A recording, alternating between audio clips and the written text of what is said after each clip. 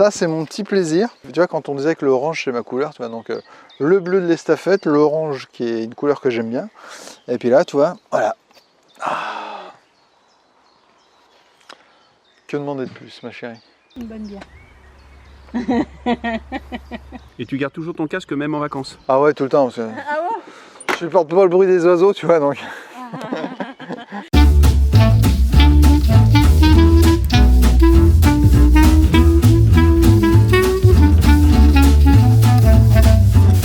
Salut à toi internaute passionné de voyage et de liberté. Si vous aimez les vannes hors normes et très vintage, vous devriez adorer l'estafette d'Eric. De passage en Normandie chez les artisans du voyage, aménageur de vannes et de fourgons aménagés, Eric, l'un des fondateurs de cette petite entreprise familiale, m'a fait l'honneur de me présenter une vieille dame. C'est The Moby Van, la plus belle des estafettes. La doyenne, 1963. Respect. C'est un véhicule qu'on a acheté il y a quelques années, début qu'on devait utiliser pour l'entreprise et puis finalement qu'on a gardé pour nous à titre perso parce qu'on a trouvé ça super sympa. Le côté ancien, rustique. Pourquoi The Moby Van? Alors parce que elle est assez massive, elle est bleue, sa couleur d'origine, et donc je cherchais un nom. Puis au début j'ai pensé à Moby Dick en fait, et puis de Moby Dick c'est devenu The Moby Van.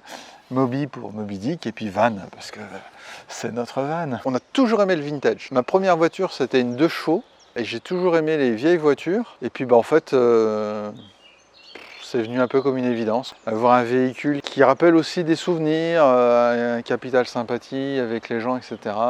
Voilà, c'est un peu l'idée du voyage aussi, quoi. C'est que ça permet aussi de faire des rencontres avec ce genre de véhicule. Tu t'arrêtes faire le plein à la station, il y a toujours quelqu'un qui va s'arrêter. C'est rigolo, c'est des petits enfants qui ne connaissent pas, généralement ils regardent la voiture, le camion, mais c'est quoi ça? Des fois, ils tirent la main à papa ou à papy, papy, mais c'est quoi ça?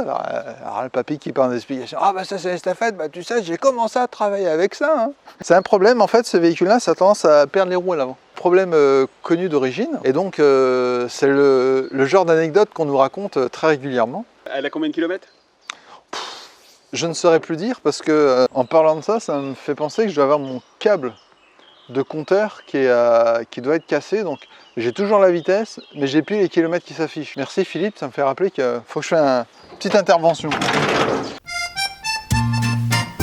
Alors à savoir que l'estafette est sortie en 1959, donc celle-ci est de 63, donc on est vraiment dans les premières années. Le véhicule a été produit pendant 30 ans jusqu'en 1980, et entre autres, par exemple, moi j'ai le tableau de bord qui est métallique, puis ça mon petit compagnon de voyage qui est toujours là.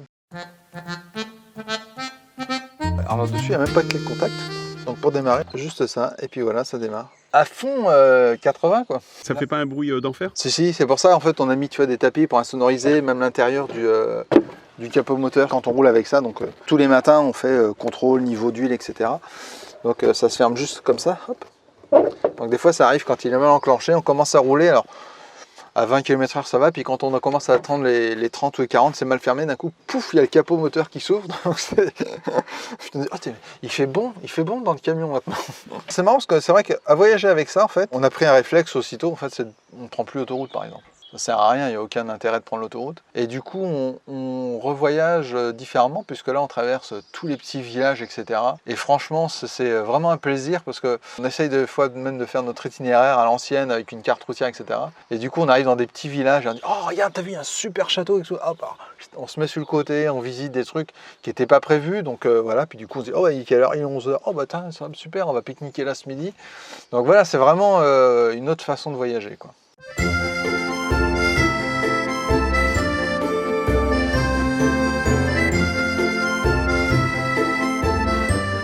Alors l'intérieur de Moby Van, c'est fait un truc très très vintage. Donc là, tu vois, par exemple, on a le super combiné gaz, four. Toutes les personnes de plus de 70 ans qui regardent ta chaîne vont se rappeler. Et le petit meuble émaillé donc en dessous. Alors pareil, tout ça c'est des trucs que j'ai chiné sur des vides-greniers. Voilà, avec toutes nos petites affaires dedans. J'ai jamais eu une porte, un tiroir qui s'est ouvert en roulant. Donc là, on a un petit panneau solaire au-dessus, donc qui nous permet aussi d'avoir une petite autonomie. On a notre petite batterie auxiliaire qui est ici. Alors tu vois, là on a l'espace couchage qui est ici. Alors normalement, là j'ai ma glacière à compression qui est là, j'ai mon coffret gaz ici. Ici j'ai la boîte à réconfort. Oh mon Dieu! Alors ça, normalement, on n'a plus ça. On a acheté un filtre à gravité, ce sont des rescapés de notre passé. Et donc au niveau du lit, alors on a un espace qui est petit, mais en fait on a quand même un grand lit. Alors c'est le premier lit peigne que je me suis fabriqué. Et avant de commencer à en fabriquer pour des gens, j'en ai fabriqué un pour moi. Donc hop, voilà, et puis j'ai 2 mousses à l'arrière qui viennent dessus. Et on a un lit qui fait 135 par 1,90. Avant même de commencer l'artisan du voyage, en fait, j'avais commencé à aménager ce camion-là. Et voilà, on a fait nos premières expériences avec ça, ouais, effectivement. Quand on s'installe n'importe où avec ça, il n'y a personne qui va nous sauter sur le poil directement en disant « Ah, qu'est-ce que vous faites là, machin? Vous n'allez quand même pas dormir là cette nuit, etc. » Généralement, le véhicule inspire les gens quand même. Quand ils voient quelqu'un qui roule avec un véhicule comme ça, ils ne pensent pas que ce soit des personnes qui vont mettre le bazar toute la nuit et faire la fête.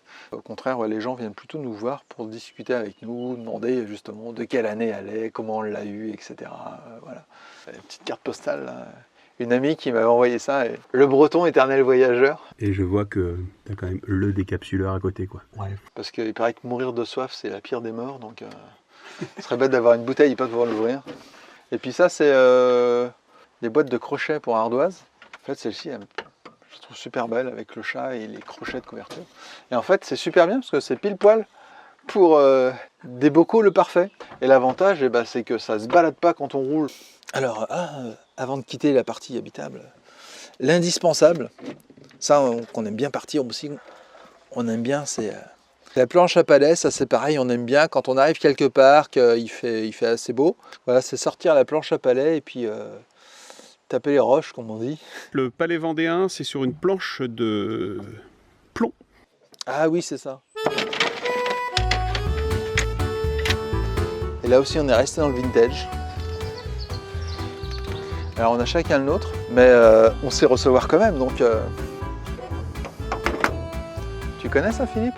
Les anciens fauteuils de pêche. Donc ça, pareil, trouvé sur un vide-grenier et tout, et je dis ça, c'est super, parce que moi, à mon âge, je supporte plus manger par terre. Hop, si on a quelqu'un qui vient se joindre à nous, hop, on lui monte son petit fauteuil, et comme ça...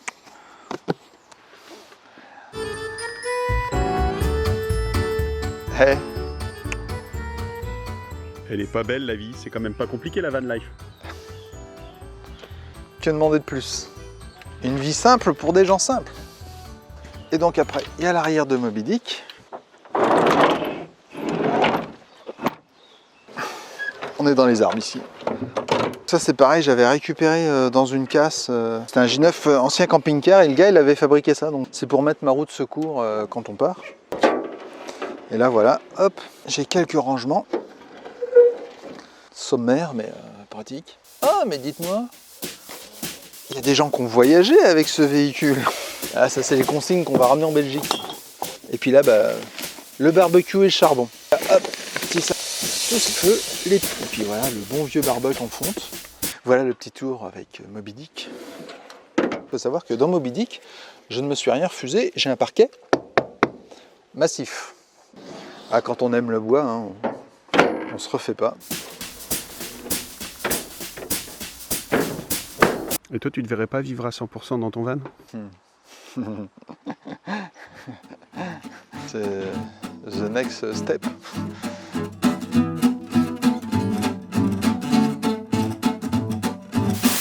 Et ouais, il y a plein d'autres véhicules vintage autres que le fameux combi Volkswagen.